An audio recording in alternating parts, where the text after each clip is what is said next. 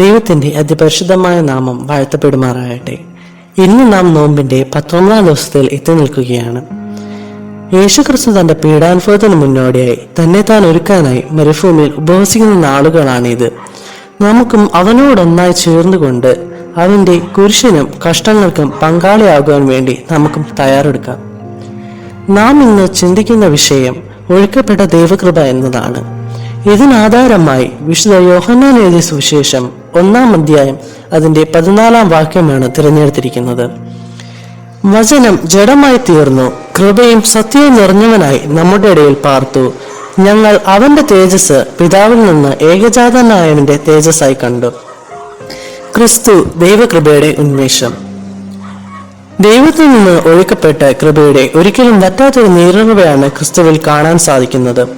പഴയ നിയമത്തിൽ ഇസ്രായേൽ മക്കൾക്ക് എപ്രകാരം ദാഹജലം നൽകിയോ അതുപോലെ പാപികളായ നമുക്ക് പാപമോചനത്തിനാവശ്യമായ അനുതാപവും കൃപയുമാവുന്ന ദാഹജലം കുരിശിലൂടെ നമുക്കായി അവനേകി. ക്രിസ്തുവിന്റെ ജീവിതം ഏതൊരു മനുഷ്യനും ഒരു മാതൃകയാണ്. 33 വർഷം മാത്രം ഈ ലോകത്തിൽ ജീവിച്ചിരുന്ന ക്രിസ്തു തന്റെ ജീവിതകാലമെല്ലാം സുവിശേഷം അറിയിച്ചു. തന്നെ തേടിയെത്തുന്ന രോഗികൾക്ക് സൗഖ്യം നൽകി. പാപികൾക്ക് മാനസാന്തരത്തിനായി ഒരു പുതിയ പാതയും തുറന്നു തന്നു. കാൽവരി മലയിലേക്കുള്ള തന്റെ മരണത്തോളം ഈ മാതൃക നമുക്ക് കാണാനായി സാധിക്കും. കാൽവരി മലയിലേക്കുള്ള വഴിയിൽ അനവധിയായ ചാട്ടുമാറടികൾ ക്രിസ്തുവിന്റെ ശരീരത്തിൽ പതിക്കുന്നുണ്ട്.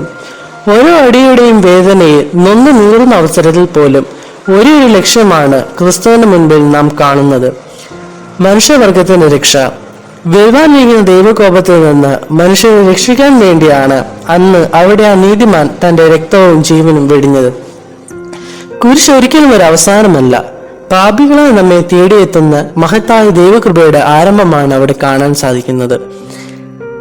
ദൈവകൃപ നമ്മെ ഉണർത്തുകയും പുതുക്കുകയും ചെയ്യുന്നു.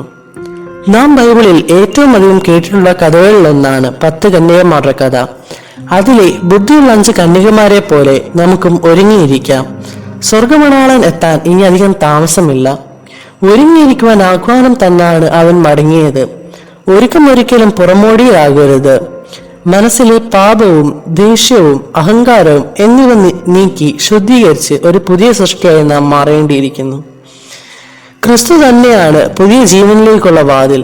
അവനിൽ വിശ്വസിച്ചുകൊണ്ട് ഒരിക്കലും ലജ്ജിപ്പാൻ ഇടവരുത്താത്ത ഉത്തമരായ ദാസരായി നിൽക്കുവാൻ നമ്മെ കർത്താവ് ഈ നോമ്പ് കാലത്ത് സഹായിക്കട്ടെ.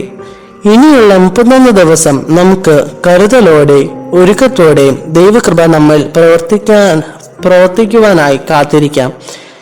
ദൈവം നിങ്ങളെ അനുഗ്രഹിക്കട്ടെ.